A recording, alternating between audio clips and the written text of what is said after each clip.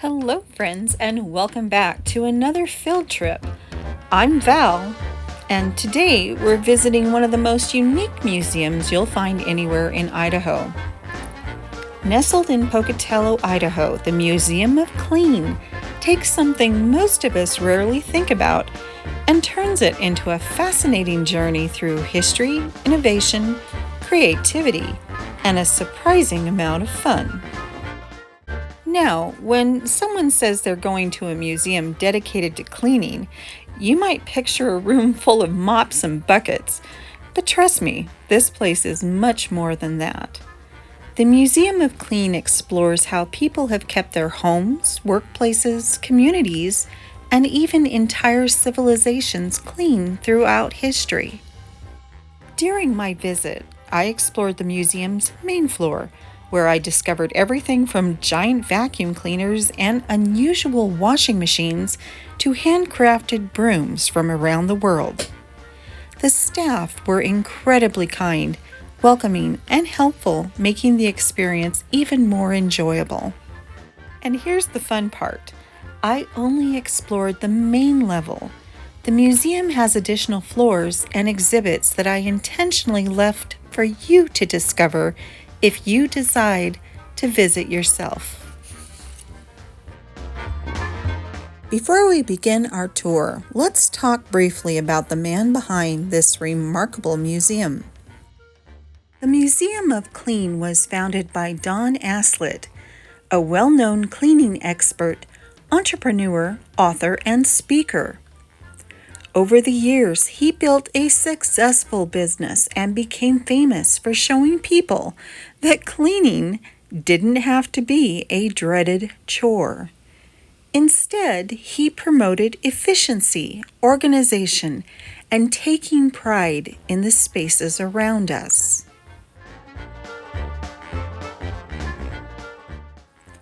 What makes the museum particularly interesting is that it reflects Don's passion for preserving the history of cleaning technology and household innovation. Many items that most people would have thrown away were saved, restored, and displayed so future generations could appreciate how much daily life has changed. One of the first things visitors notice is a towering figure standing proudly in the lobby. Fans of roadside Americana will recognize the style immediately. It's similar to the classic Muffler Man statues that once stood outside businesses across America. These oversized fiberglass figures became iconic roadside attractions during the mid-20th century. Seeing one inside the museum immediately sets the tone for the adventure ahead. It's a reminder that this isn't a traditional museum where everything is serious and quiet. There's a sense of humor and curiosity woven throughout the experience. Now, this may look like a circus wagon, but in 1901, this was cutting-edge technology. This is based on Puffing Billy, invented by British engineer Hubert Cecil Booth and considered the world's first powered vacuum cleaner. The machine was so large it stayed outside the home while long hoses ran through the windows to clean carpets inside. Before this invention, people literally hauled carpets outdoors and beat the dust out by hand. Apparently, the machine was so loud it scared horses and caused complaints in London.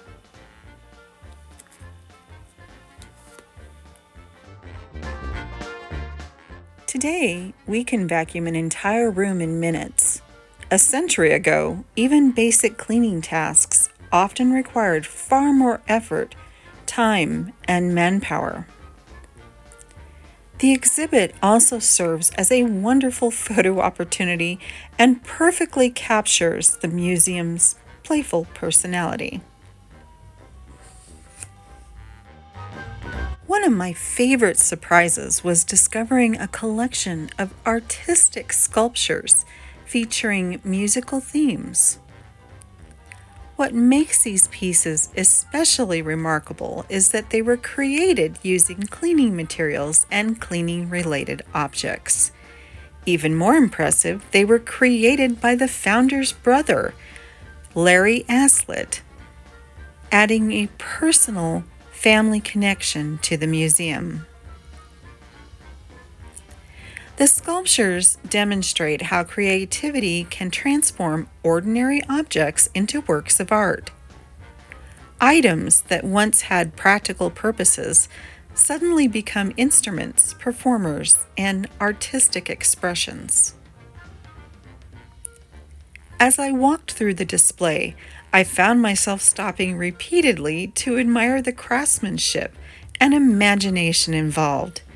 It takes a special eye to look at cleaning equipment and envision a musical masterpiece. These exhibits remind us that creativity can be found in unexpected places. Sometimes the most interesting artwork comes from seeing familiar objects in entirely new ways. Another fascinating section featured an incredible collection of vacuum cleaners from different eras. Many visitors probably grew up with an upright vacuum tucked away in a closet somewhere, but seeing dozens of historic models together tells a much larger story. Early vacuum cleaners were often bulky, expensive, and sometimes difficult to operate. Engineers constantly experimented with different designs, shapes, materials, and mechanisms. As you move through the display, you can literally watch innovation happen over time. Machines become lighter, designs become more efficient, features improve, convenience increases.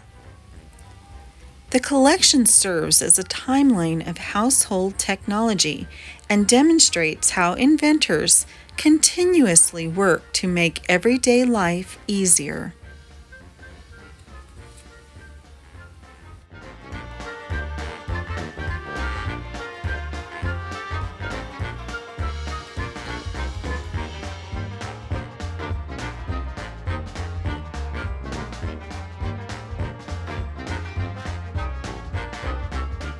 Before electricity became common in homes, many families relied on hand-powered carpet sweepers and hand pump and push vacuums. The museum's collection showcases numerous examples of these devices. Unlike modern vacuums that use electric motors, these machines depended entirely on human power. As someone pushed the device across the floor, gears and brushes would rotate, helping collect dust and debris.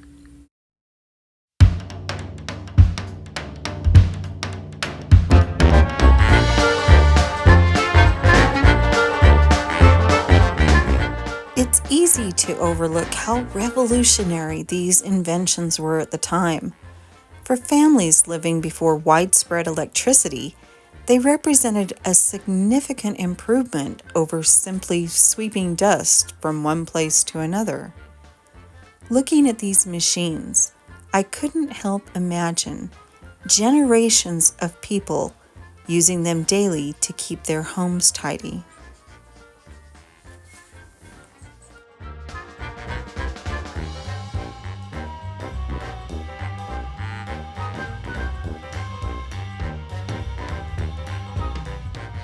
At first glance, this looks like an ordinary chair, but hidden inside this chair is something completely unexpected.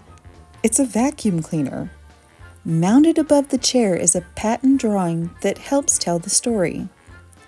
Someone in 1912 decided vacuum cleaners should not simply be machines, they should be furniture. The design contains an internal motor and suction system hidden inside the base. Attached is a hose used for vacuuming the surrounding carpet. Beneath the seat sits a dust collection chamber where debris would collect. The first lazy boy, yeah, no kidding. Perhaps one of the most memorable exhibits I encountered was an antique washing machine connected to a treadmill designed for a dog. Yes, you heard that correctly. Long before modern automatic washers, people experimented with all kinds of ways to generate mechanical power. In this case, a dog walking on a treadmill helped operate the machine. While it may sound unusual today, it highlights the creativity and resourcefulness of earlier generations. People used whatever power sources were available: human, animal, wind, water, and eventually electricity. It's also one of those exhibits that tends to make visitors smile while simultaneously appreciating how convenient modern laundry has become. Inventors in the early 1900s did their best to try and reimagine things and make it easier for people to do their household chores. This is a prototype of a wringer. You can wring your clothes out and have a gossip with your best friend. For wrinkle-free fabrics, steam settings, and hanging clothes straight from the dryer, ironing was a serious household chore. Early irons were simple but exhausting. Heavy blocks of solid cast iron that were heated directly on wood stoves or over open flames. As one cooled down, another had to be heating nearby, ready to swap in. And people didn't just iron clothing. Bed sheets, pillowcases, tablecloths, curtains, even handkerchiefs were carefully pressed. A well-ironed home was often seen as a sign of cleanliness, discipline, and pride. But today, things have changed. Permanent press fabrics, casual clothing styles, and busy lifestyles mean many of us only pull out an iron for special occasions, if we own one at all. Before modern dentists, numbing injections, and advanced equipment, a trip to the dentist was often something people truly feared. In the early days of dentistry, people cleaned their teeth using homemade tooth powders made from chalk, crushed charcoal, baking soda, and even ground oyster shells. When cavities struck, early dentists relied on mechanical drills powered by hand cranks or foot pedals, slow, noisy, and often painfully uncomfortable. Tooth extractions were common, and anesthesia was limited or non-existent for much of history. As someone who has recently needed extensive dental work, I can honestly say I appreciate just how far dentistry has come in the last 100 years. Long before soft, quilted, aloe-infused toilet paper, bathroom history was, well, a little rough around the edges. For centuries, many families relied on simple chamber pots kept inside the home because running outside in the middle of winter wasn't exactly appealing. And when nature called outdoors, the trusty old outhouse became the household throne, usually with a spectacular view and absolutely no privacy. As for toilet paper, that luxury didn't exist for most people. Some used newspapers, leaves, and yes, the famous dried corn cob. I'll let you imagine how comfortable that was. Thankfully, modern plumbing and soft toilet paper changed everything. Some parts of history were definitely not soft and fluffy. When we think about medicine today, it's hard to imagine the brutal reality of surgery during the American Civil War. Battlefield doctors often worked in tents or makeshift hospitals, treating injured soldiers with limited supplies and little understanding of germs. Even something as simple as this portable sink was an important tool, allowing doctors and nurses to wash hands and instruments in an effort to keep conditions as sanitary as possible, though true antiseptic practices were still years away.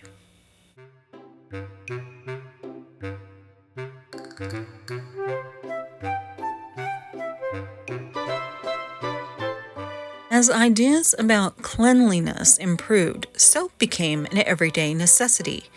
Companies began producing packaged soaps for homes across America, including the famous Lifebuoy soap, introduced in 1895 and heavily advertised as protection against body odor and germs. For generations, its bright red packaging became instantly recognizable in households around the world. And of course, before modern bathrooms, bathing looked very different too. Many families simply used galvanized wash tubs like these, filling them by hand for weekly baths.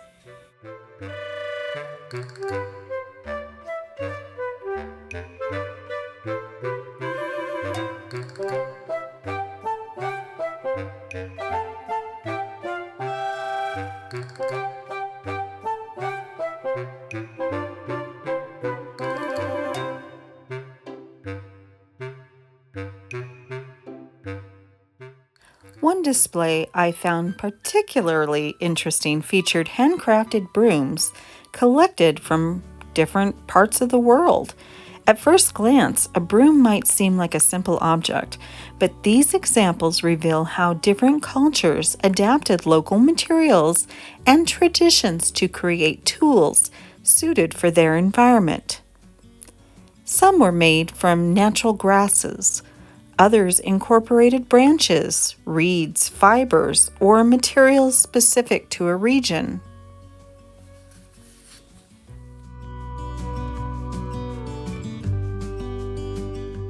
The collection serves as a reminder that cleaning is a universal human activity. No matter where people live, they develop tools to care for their homes and communities. It's fascinating to see how one basic idea can take so many different forms around the world. What impressed me the most about this museum wasn't any single artifact. It was the realization that cleaning technology tells the story of everyday life. History books often focus on famous leaders, battles, inventions, and major events, but museums like this preserve the ordinary objects that people actually used every day. These tools helped families maintain homes, improve health, save time, and increase comfort. In many ways, the history of cleaning is also the history of progress. My visit to the Museum of Clean was both educational and surprisingly entertaining. Between the giant vacuum cleaner, the musical sculptures, the vintage vacuums, the dog-powered washing machine, and the beautiful collection of brooms from around the world, there was always something interesting around the next corner. Remember, I only explored the main level. There are additional exhibits and discoveries waiting upstairs, and I'll leave those for you to experience yourself. If you're traveling through southeastern Idaho, the Museum of Clean is certainly one of the most unusual and memorable stops you can add to your itinerary. If you enjoyed this video, pull up a log.